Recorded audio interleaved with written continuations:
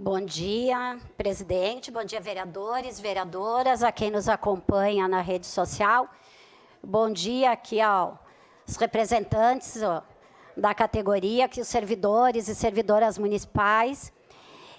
Infelizmente, eu vou ter que ocupar esse espaço para falar de um tema que, em princípio, parece que diz respeito apenas à categoria dos servidores e servidoras públicas, mas que, na verdade, reflete em todas as políticas sociais e, portanto, para toda a comunidade caxiense. Em dezembro, agora, passado, foi aprovado pela Câmara a Lei Complementar 716, esta lei que eu tenho aqui, de 21 de dezembro, a toque de caixas, né?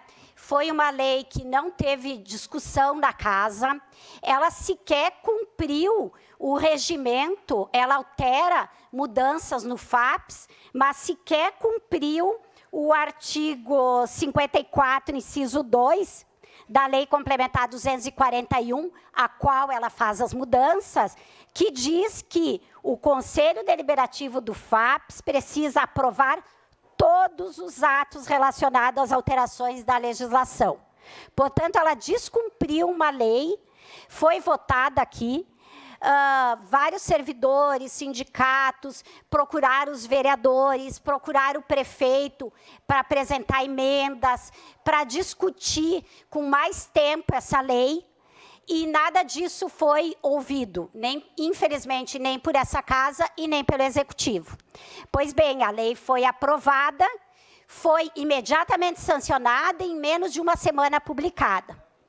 A partir daí, foi feito um estudo pelo Sindicerv, que eu tive a oportunidade de ter acesso, participando de uma assembleia, porque é a minha categoria, e também estudei, e foi apresentada uma série de contradições, inconsistência, omissões, que eu diria assim, que se fosse no Poder Executivo, daria margem a infinitos embargos declaratórios. E esta lei, essas inseguranças jurídicas, eu costumo dizer que a insegurança jurídica talvez seja uma das piores inseguranças que a gente tem. Porque quando a gente não tem uma segurança da lei, a gente não sabe o que pode, o que vai acontecer e no que se nos basearmos. Eu vou dar dois exemplos aqui, e depois a gente pode aprofundar em outros momentos, para mostrar a gravidade disso. Tá? Um exemplo é o que fala ali da aposentadoria voluntária. Aliás, esta lei, a ideia da prefeitura era salvar o FAPS. Mas, no fundo, o que a gente sabe que aconteceu? Era evitar mais repasses, diminuir o repasse da prefeitura para o FAPS e repassar esse repasse para os servidores, especialmente os aposentados. Então, hoje, só paga aposentadoria acima do teto da Previdência, que é o 7.200, todos os servidores aposentados. Com esta lei, vão passar a pagar o FAPS numa tabela escalonada, começando com 14%, acima do padrão 1 da 409, que é em torno de R$ 2.100.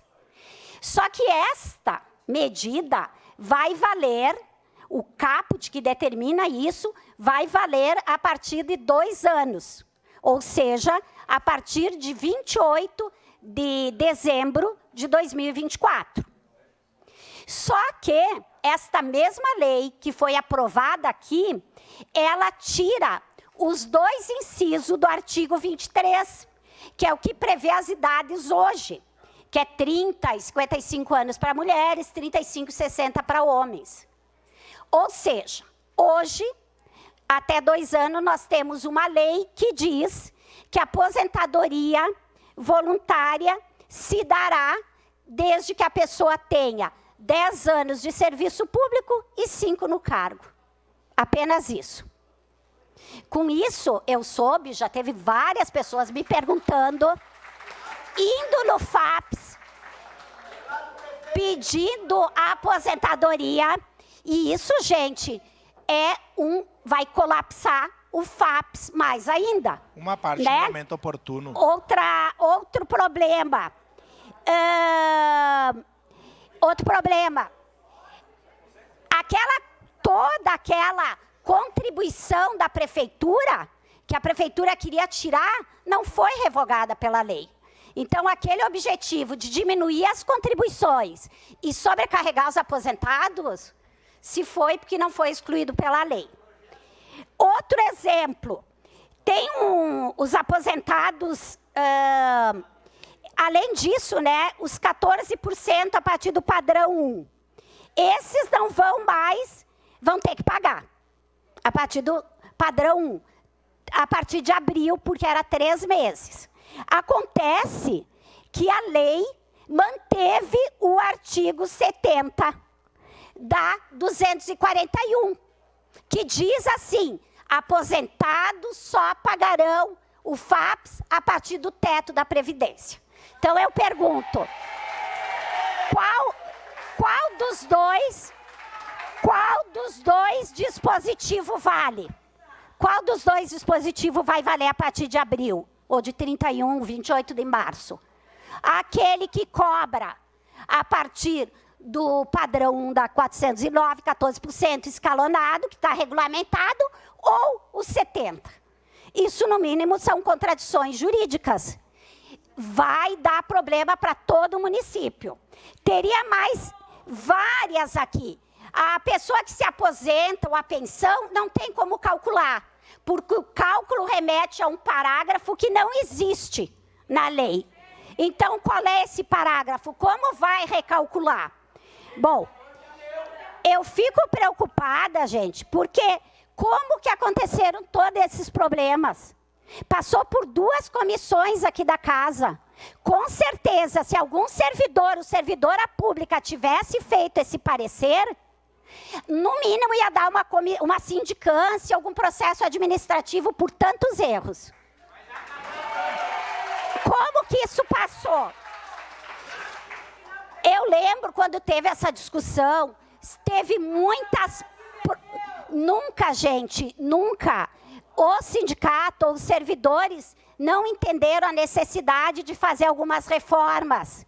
Só que tinha várias possibilidades que foram apresentadas, mas que foram simplesmente desconsideradas. Infelizmente, nesse espaço e também no Executivo, porque tinha várias outras propostas muito menos drásticas. Hoje nós temos, além do ataque aos aposentados, a quem está no serviço público, as pessoas mais jovens dizem para mim: eu não vou me preocupar por isso, porque eu estou largando. É só arranjar um outro emprego, eu vou largar o serviço público, porque não é mais atrativo. Não é. Hoje, numa iniciativa privada, não precisa muito para ter um valor maior ou uma segurança maior do que a nós temos. Então, para concluir e poder dar os apartes, eu quero dizer que... emendas. Eu estava aqui no plenário. Várias emendas foram propostas. Uma dessas era de redação. Essa do parágrafo, que não existia, era uma emenda de redação. Sequer foi considerada. Me pareceu que tinha um acordo aqui que nenhuma emenda pudesse ser aprovada. E hoje a gente vê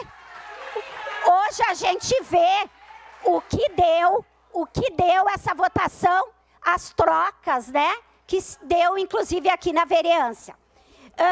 Então, eu espero, né, que a prefeitura consiga fazer desse limão uma limonada, apresente um outro projeto com discussão ampla, apresente os cálculos daquela empresa que foi contratada para fazer cálculo, foi gasto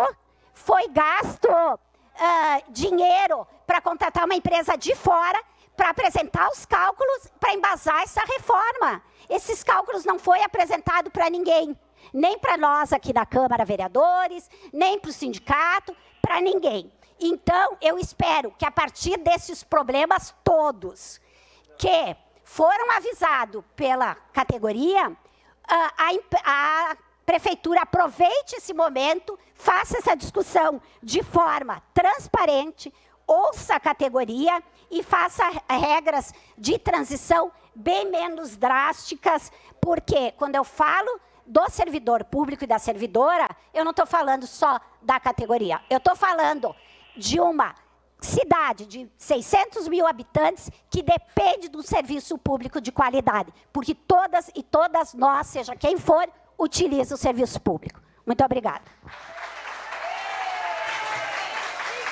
Obrigado. Declaração de líder para a bancada do PT.